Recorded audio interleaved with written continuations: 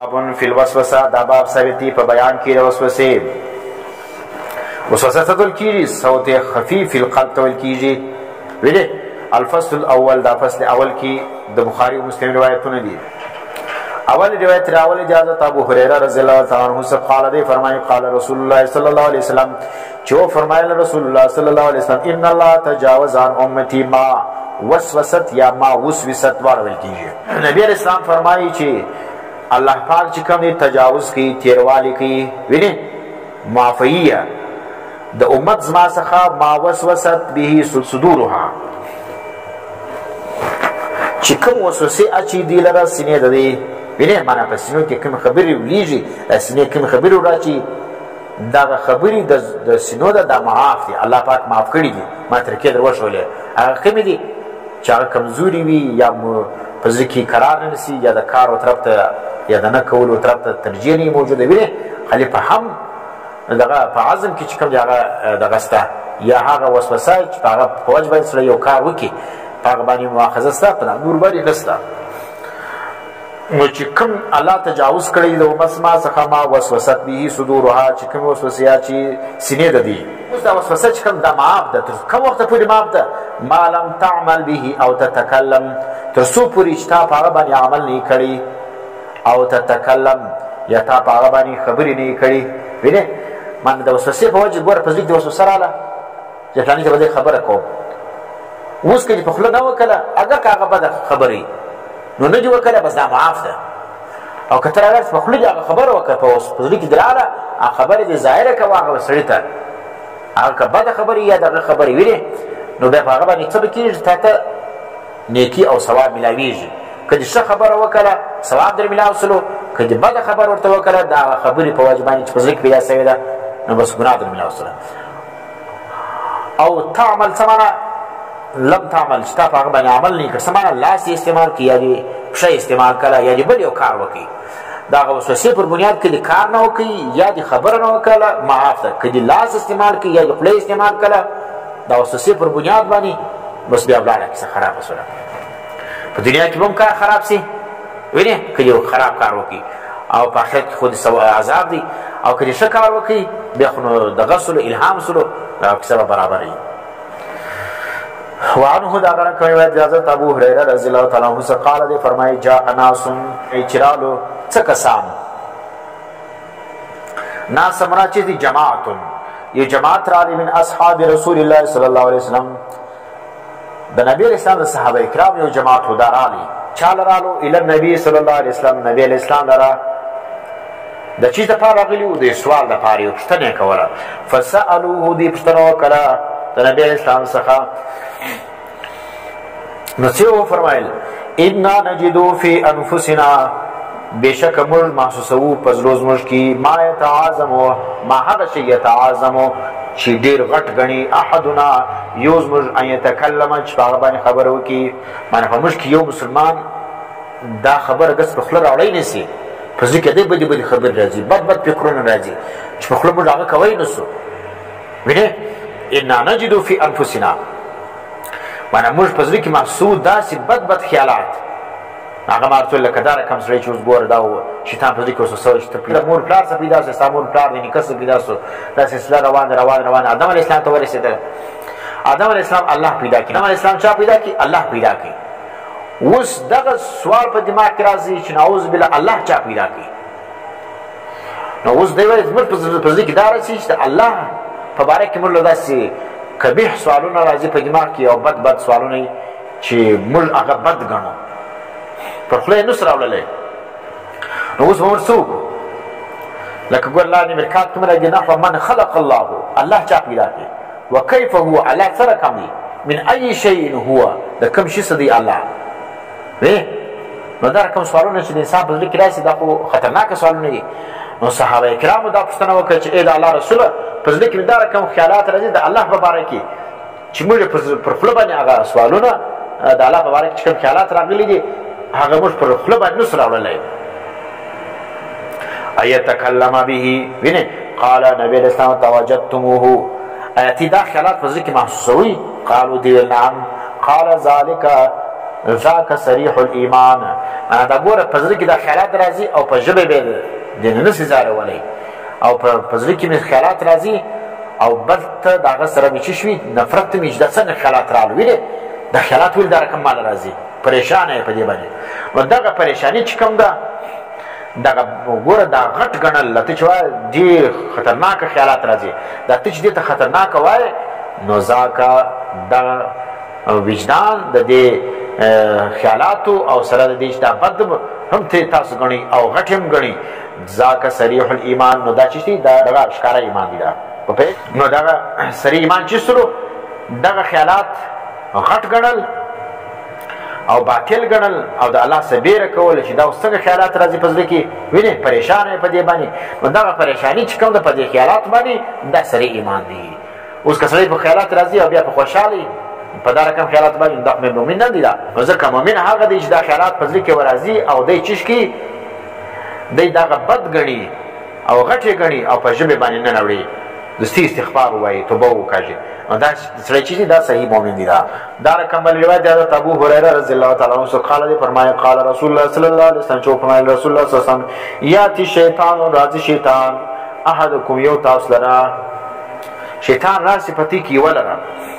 فیقول وای من خلق کذا وای دا ځکه چا پیدا کړی دا وینې دا خبر ته دا خاصه خو چې الله پیدا کړی، یا مثلا اسمان چا پیدا کړی دی،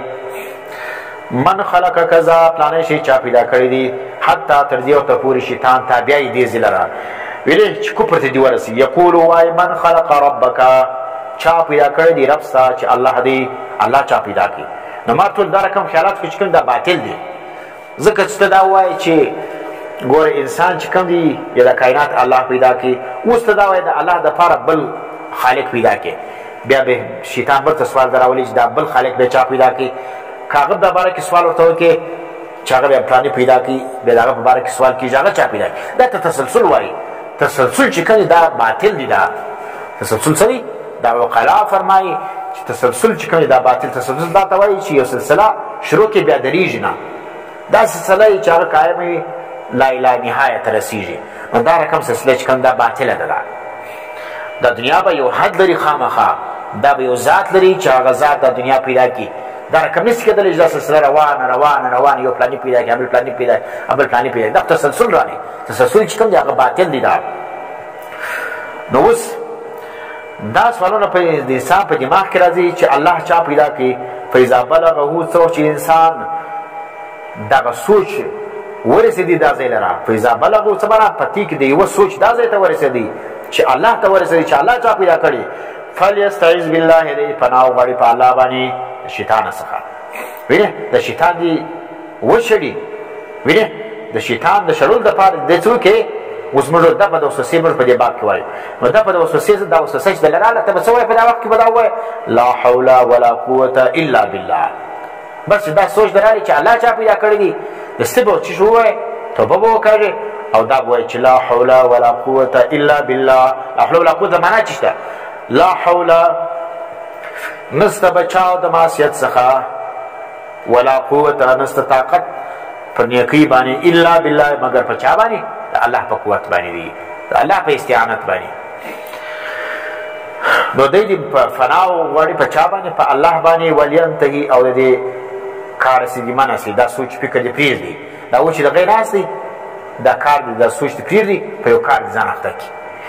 کوم چا چې کوم سړی چې باعث خلک پریشانه وي، سوچونو فکرونو ولیږي،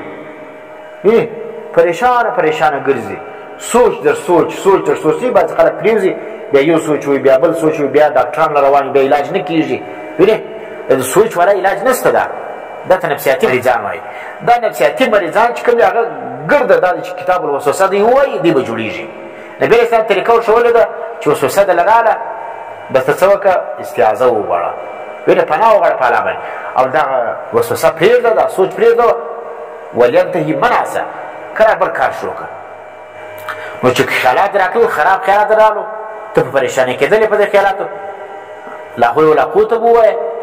اعوذ بالله به ووایې او د هغه وروسته به څه وکړې بل کار شروع کړه. ولینتهي څه معنا؟ الله دې لیکلي یترک التفکر فیه، دا کېدی په دغه معامله کې د سوچ فکر پرېږدي. دا علاج سره نو کوم کسان چې ګوره نفسیاتي مریضان دي د یو ډاکټر ضرورت نشته د هغو دپاره تر ګوډو ښه علاج دا دی چې دوی د چی شروع کړي کاروبار دې شروع کړي اکثره دا نفسیاتي مریضان چې ته وګورې دا بېروزګاره کسان دي دا کار نه کوي دا دغې ناست وي بس خالي سوچونه او فکرونه وي وخوره وچشه او بس راواوړه او بس سوچ فکر وکړه په یو کار ځان یې اخته کړي نو چې په کار یې ځان یې اخته کړي دا به څه شوي دا به نفسیاتي مریض جوړېږي نفسیاتي مریض علاج نبی اسلام چې ښولی دی یو دا د استعاذه دې وغواړي شیطان سره دې په الله باندې پناه وغواړي او بل دې څه وکړي دغه کار دې پرېږدي دا سوچونه فکرونه دې پرېږدي خپل کار دې شروع کړي یو حلال روزي دې وګټي وینې دا دغه چې کور ته پروت دی لوی سړی دی کار نه کوي مفت یې خوري یا د پلار د خوري یا د ورور د خوري یا د بل چا د خوري هغه خو بې ورکړي پروا نه لري لیکن دی نفسیاتي مریض جوړېږي دا سړی سم نه دی دا به ناجوړه وي بیا ګولۍ به خوري علاج به نه کېږي ډاکټران د به خپله روزي ورباندې چړاوي هغه به ګولۍ ورکوي د نشې د دی به بیده بیده نو په نشو باندې جوړېږي نه ولینتهي او دی منع سي پریږدي تفکر په دې کې متفقون علیه ګوره دا روایت متفق علیه دی بخاري او مسلم دواړه کې راغلی دا رقم بل روایت حضرت ابو هريره رضی الله تعالی عنه صاحب فرمایي قال رسول الله صلی الله علیه وسلم چې فرمایي رسول الله صلی الله علیه وسلم لا یزال الناس همیشه به دا خلق همیشه به خلق یتساءلون یو د بل څخه پوښتنه کوي یتساءلون تفاعل بعدي یو د بل څخه دا پوښتنه کوي وینه حتی تر یو ته پورې وقالو وویل سي هذا خلق الله الخلق دا خو الله چې کوم دا مخلوقات پیدا کړی هذا خلق الله الخلق دا خو الله دا مخلوقات پیدا کړی فمن خلق الله چا پیدا کړی دی الله راوشه الله چا پیدا کړی فمن وجد پس هر هغه څوک چې محسوس کی یا موجوده کی من ذلک شی د خیالات څخه یو شی معنا په دا خیالات کې یو خیال ولرالی د الله په د ذات مبارکي ځکه د الله ذات ډېر عظیم ذات دی ځکه موږ الله اکبر الله ته څه غټ دی دا سبحان ربي العظیم زه پاکي بیانوم د هغه رب چې هغه ډېر عظیم دی په پوهېږې نو د عظیم ذات څه دی دا دی لکه ګوره اوس ګوره د هر شي دپاره خپل ترازو راځي د اوسپنې دپاره خپل ترازو دی د پنبو دپاره خپل ترازو دی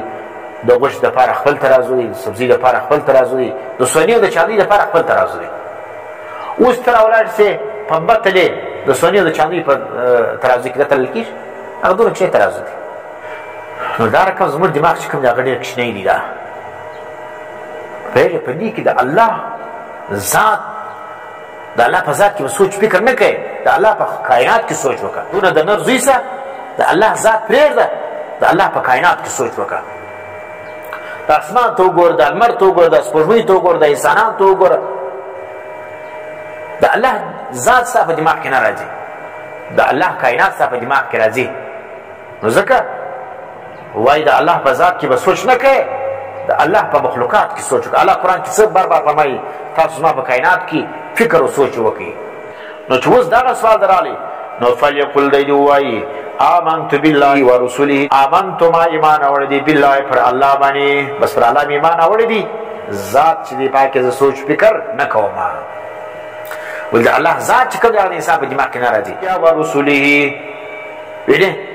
د الله پر پیغمبرانو باندې ایمان اوړی دی بس پیغمبران چې کوم شان شوي چې په دا ایمان اوړه دا زمانه د الله پر کتابو ایمان اوړو هر شی په عقل نه حل کېږي نه عقل سره د هغه علاج شته